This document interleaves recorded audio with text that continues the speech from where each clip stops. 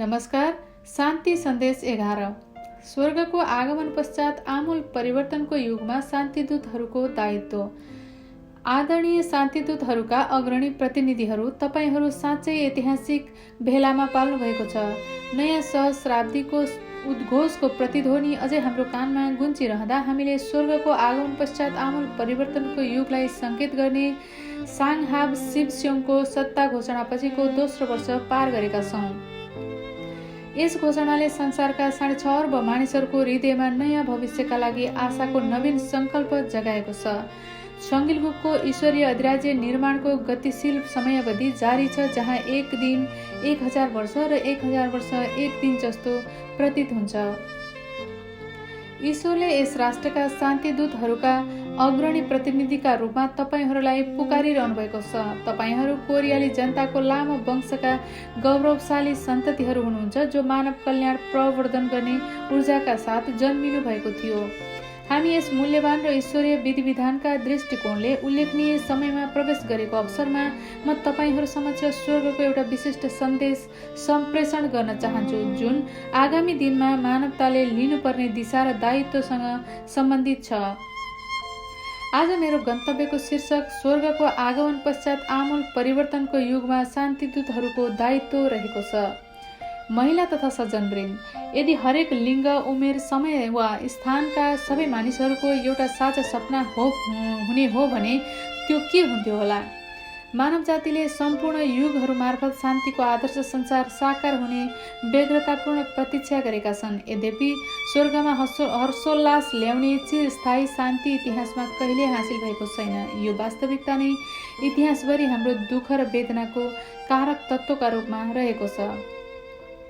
के गल्ती भयो?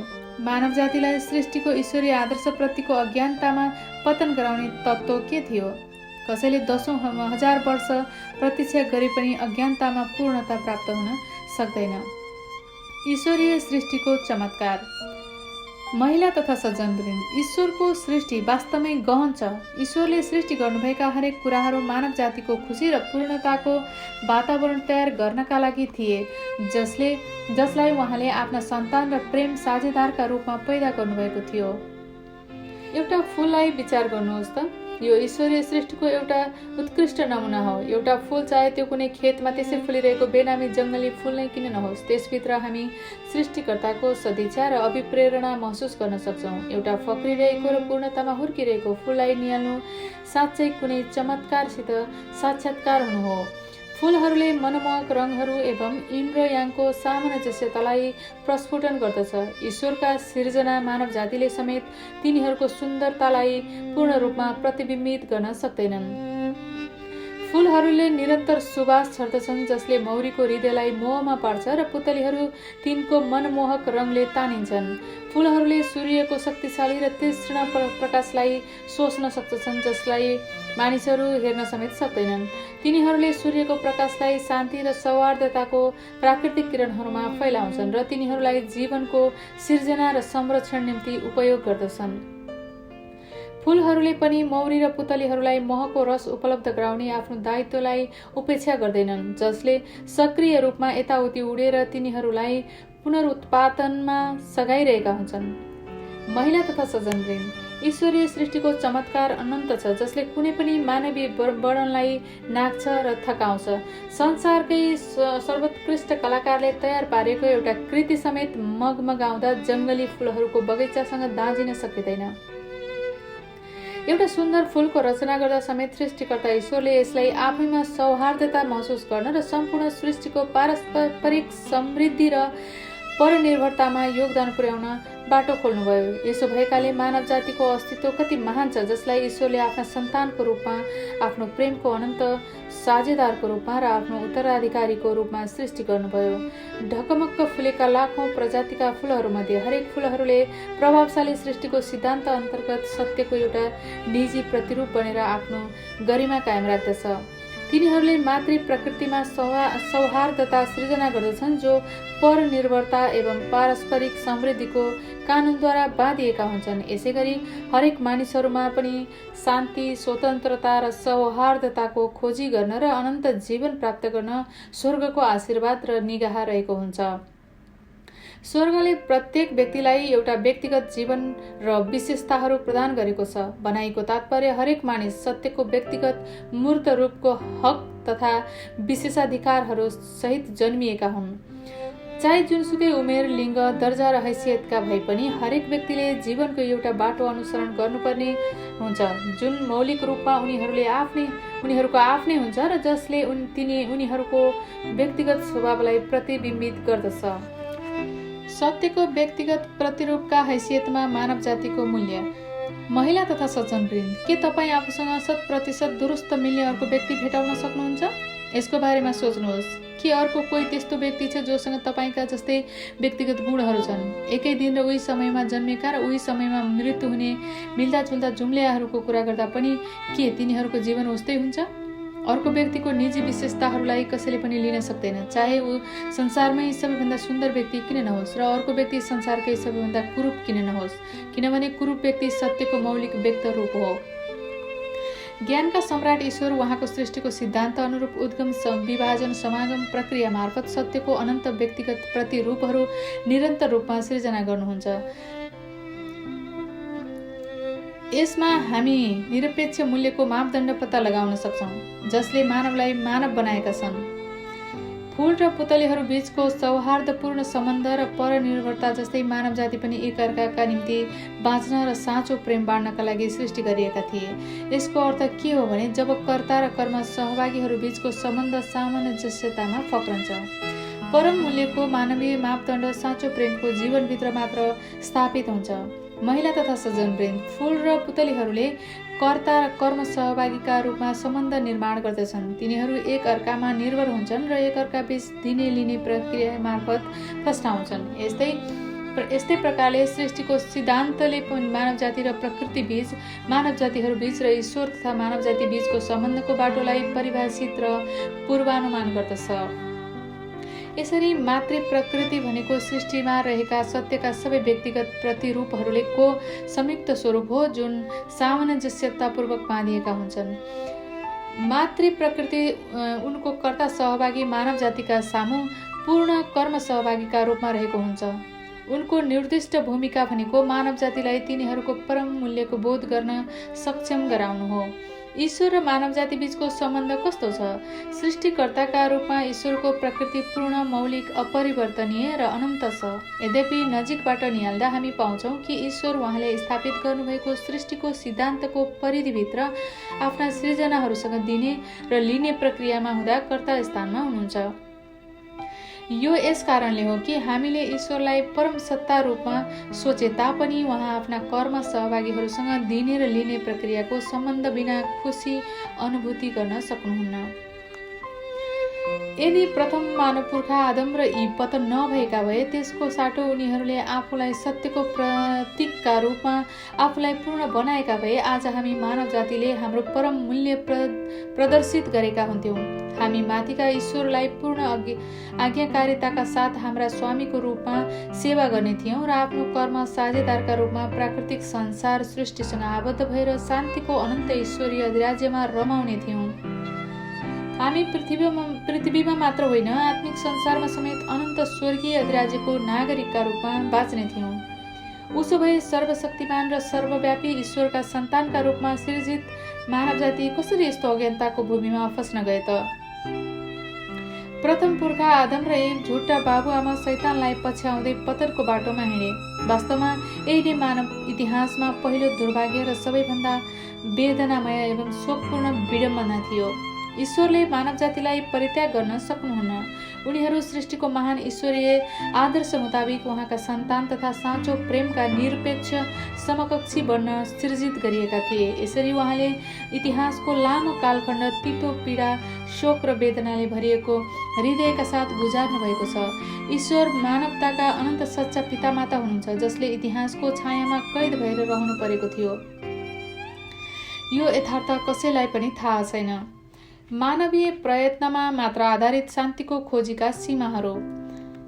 इतिहासभरि मानव जाति मानवीय प्रयत्नमा आधारित शान्तिका लागि निरन्तर लागि परेको छ। यसको जल्दो बल्दो उदाहरण प्रजातन्त्र र साम्यवाद बीचको टकराव हो।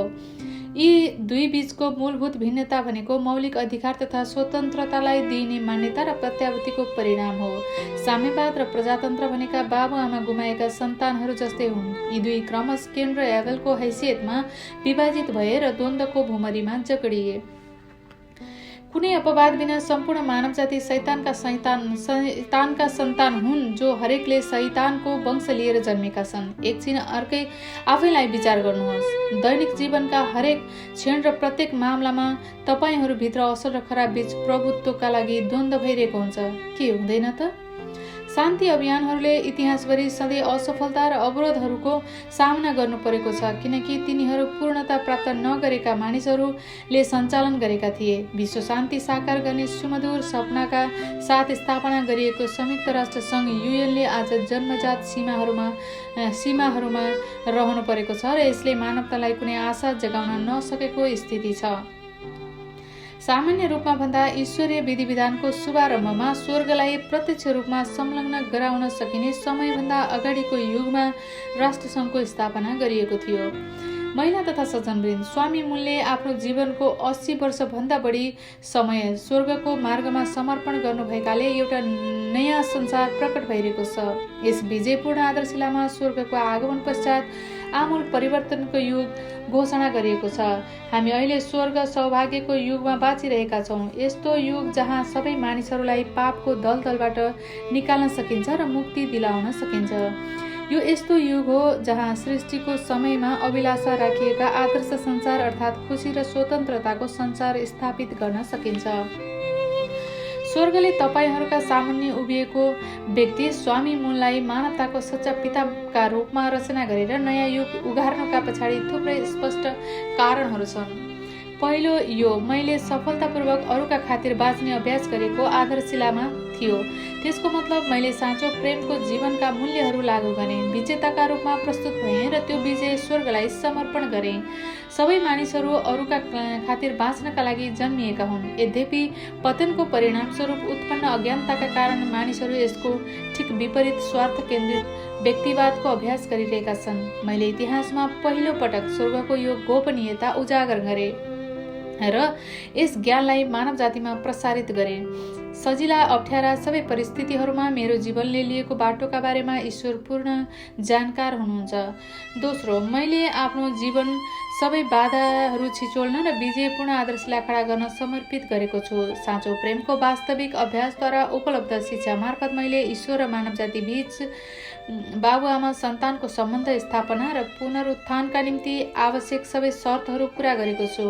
मैले प्रेमको सूत्र र व्याभिचारी शैतानको सन्तान बनेका र गलत प्रेम, गलत जीवन र गलत वंशको दासका रूपमा बाँचेका मानव जातिका लागि साँचो प्रेमका स्रोत ईश्वरको मूल वंश मार्फत पुनः जन्म लिन बाटो खोलिदिएको छु।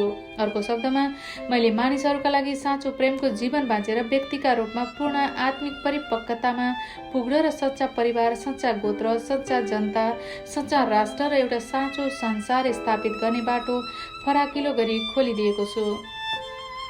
मानव जातिले के उत्तराधिकार गर्नुपर्छ? महिला तथा सज्जनवृन्द, हामी संसारमा आफ्नो बाटो पहिल्याउने क्रममा पाउँछौँ कि हामी जीवनलाई विभिन्न सम्बन्ध र बन्धनहरूले अविच्छिन्न रूपमा प्रभावित गरिरहेका हुन्छन्।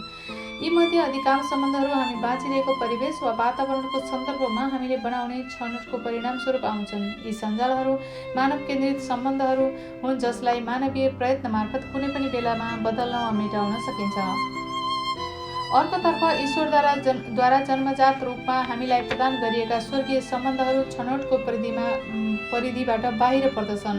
यी सम्बन्धहरू रगतको नाताबाट बनेका हुन्छन्। उदाहरणका लागि मानौँ, यदि तपाईँ आफ्ना बाबुआमा वा दाजुभाइ दिदीबहिनीहरूलाई मन पराउनुहुन्न भने पनि तपाईँले उनीहरूलाई छनौट गरेर परिवर्तन वा मत हालेर हटाउन सक्नुहुन्न, किनभने उनीहरू रगतको नाता मार्फत तपाईँमा गाँसिएका हुन्छन्। यदि तपाईँ किम थर लिएर जन्मिनु भएको छ भने तपाईँले सदाका निम्ति किम परिवारको वंशको अङ्ग भएर नै बाँच्नु पर्दछ। मानव जातिले पापको दलदलबाट अहिलेसम्म छुटकारा नपाउनुको कारण के हो? मानिसहरू प्रारम्भदेखि नै शैतानको गलत वंश लिएर जन्मिन पुगेकाले यो यस्तो भएको हो भने यो ईश्वरीय विधिविधानको सदिच्छा र अभिप्राय अनुरूप स्वर्गद्वारा प्रदान गरिएको नीतिमा आधारित जन्मजात रगतको नातामा आधारित थिएन। बल्कि यो नीतिको उल्लङ्घनमा विद्यमान रहने आर्जित सम्बन्ध थियो। मानवीय त्रुटिका कारणले यसो हुन गएको थियो। अर्को शब्दमा मानव जाति पतनका माध्यमले बाबुआमा गुमाएका टुहुराको अवस्थामा झरेका भए पनि स्वर्गद्वारा प्रदत्त बाबुआमा र सन्तानको आधारभूत सम्बन्ध अटुट रहन्छ।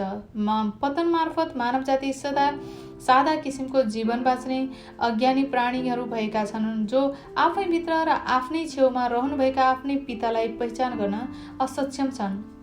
त्यसैले चाहे जोसुकै किन नहुन्, सम्पूर्ण मानव जाति पतित वंशमा आबद्ध छन् र कुनै अपवाद बिना तिनीहरू सबै वंश रूपान्तरण मार्फत फेरि जन्मिनुपर्छ।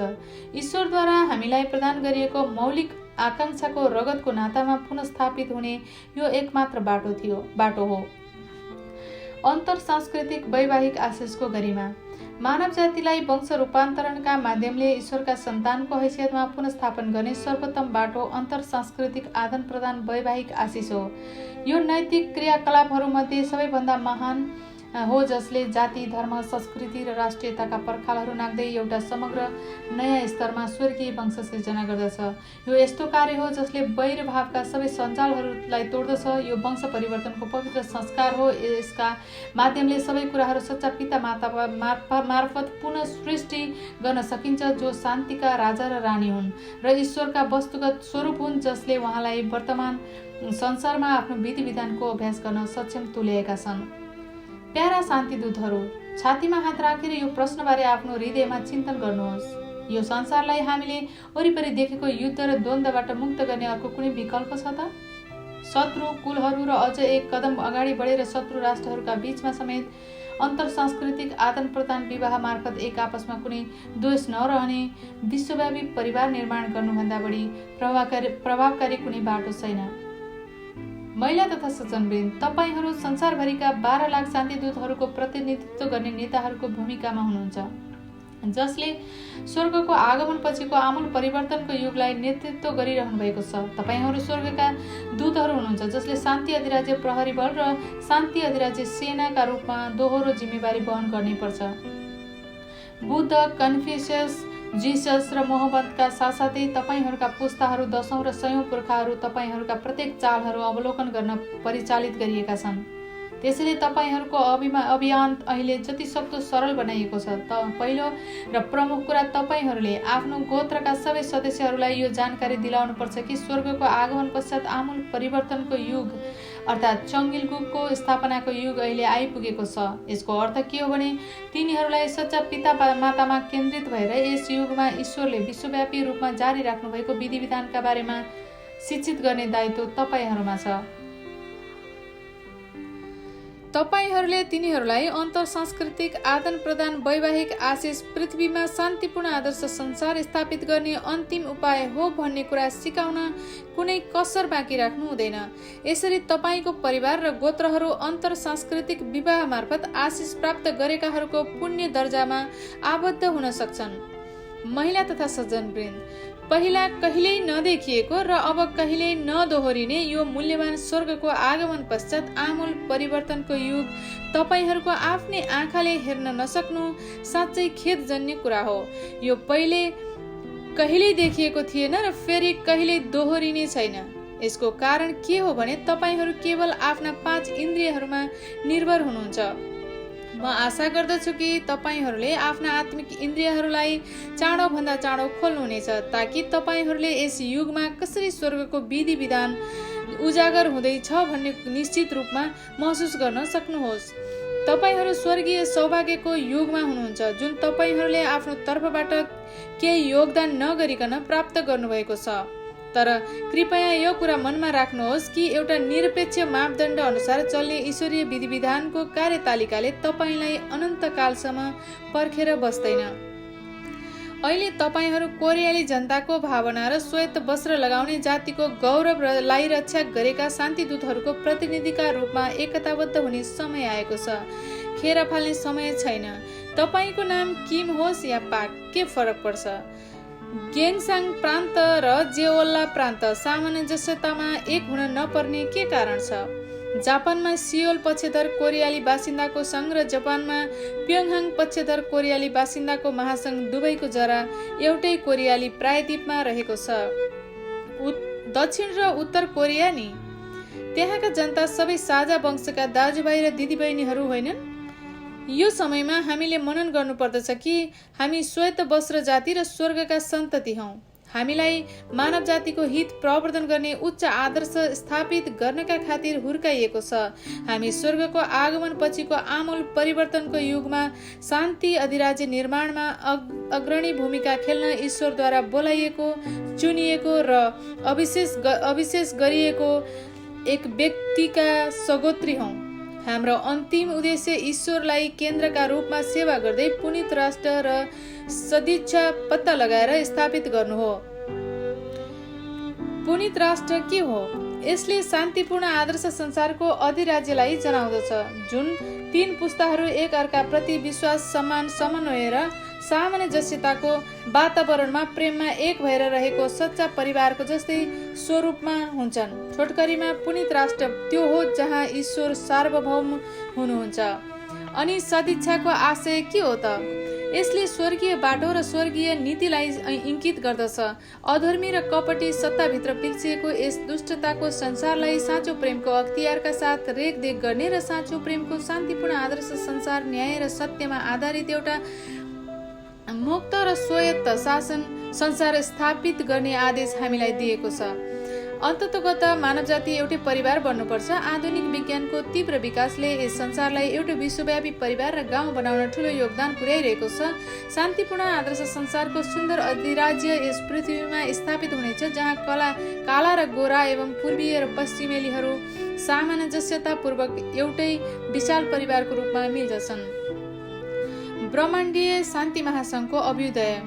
यस संक्रमण कालमा मैले स्थापना गरेका ब्रह्माण्डीय शान्ति महासंघ र मङ्गोलियाली जनता महासंघले महत्त्वपूर्ण भूमिका निभाउनेछन्। ब्रह्माण्डीय शान्ति महासंघ अब विद्यमान संयुक्त राष्ट्र संघको एभेल स्थानमा रहनेछ। यो राष्ट्र संघका सदस्य राष्ट्रहरू र विभागहरूबीच विद्यमान रहेको जस्तो प्रतिस्पर्धाको मैदान बन्ने छैन। त्यसको साटो यसले विश्वव्यापी र ब्रह्माण्डीय तहमा मानवताको शान्ति र कल्याणका खातिर ऐतिहासिक आमूल परिवर्तन सम्पन्न गर्नेछ। समाधानमा केन्द्रित हुने राष्ट्रभन्दा भिन्न रूपमा ब्रह्माण्डीय शान्ति महासंघले मसीहत्वको जिम्मेवारी पूर्ण गर्नेछ, जुन आधारभूत र वस्तुगत तहमा मानव जातिका लागि साँचो रूपमा लाभदायक हुन्छ। शान्तिप्रिय शान्तिदूतहरू। विश्व जनसङ्ख्याको 74% प्रतिनिधित्व गर्ने मङ्गोलियाली जाति संसारकै सबैभन्दा ठूलो जातीय समूह हो। हामीले तिनीहरूको सबै 5 अर्ब जनसङ्ख्यालाई प्रेरित गर्नुपर्छ र यस ब्रह्माण्डमा साँचो प्रेमको हावापानी बनाउनुपर्छ। तपाईँ र म कोरियाली प्रायद्वीपमा जन्मेका थियौँ। हाम्रा सांस्कृतिक पृष्ठभूमिहरू एउटै छन्।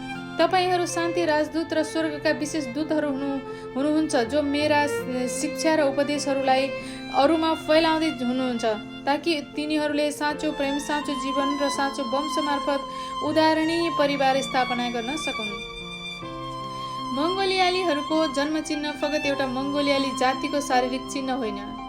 यो निसन्देह धेरै अघि स्वर्गले दिएको हो, जुन चिन्हका माध्यमले सच्चा पितामाताले स्वर्गको आगमन पश्चात आमूल परिवर्तनको युगको सुरुवातसँगै सबै मानवतालाई जगाउन र सङ्गठित गर्न सक्दछन्।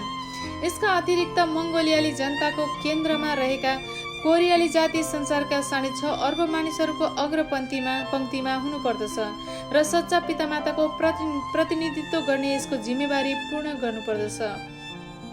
कृपया यो नभुल्नुहोस् कि ईश्वरले सृष्टिको समयमा कल्पना गर्नुभएको र उहाँले मानव जातिको सिर्जना गर्दा आकांक्षा राख्नुभएको शान्तिपूर्ण आदर्श संसार अहिले ठिक तपाईहरूको आँखा अगाडि साकार हुँदैछ। यदि यो एउटा चमत्कार होइन भने के हो त? संसारभरि अन्तर सांस्कृतिक आदान प्रदान विवाहहरूमा आशिष प्राप्त गरेका दम्पतिहरूले स्वर्गको साँचो प्रेमको जरा गाडिरहेका छन्। नयाँ स्वर्गीय वंशले फल पैदा गरिरहेका छन्। सुन्दर पृथ्वी एडेनको मौलिक बगैँचा बन्ने दिन नजिकिँदो छ, जहाँ हामी चिरस्थायी शान्ति र खुसीमा रमाउन सक्छौँ र जहाँ असंख्य वंशसम्म हाम्रा सन्ततिहरू चङ्गिलगुकका लागि हलेलुया गुन्जाउन सक्छन्। ईश्वरको महान आशीर्वाद र निगाह तपाईँ, तपाईँको गोत्र र कोरियाली जनतासँग रहोस्। धन्यवाद।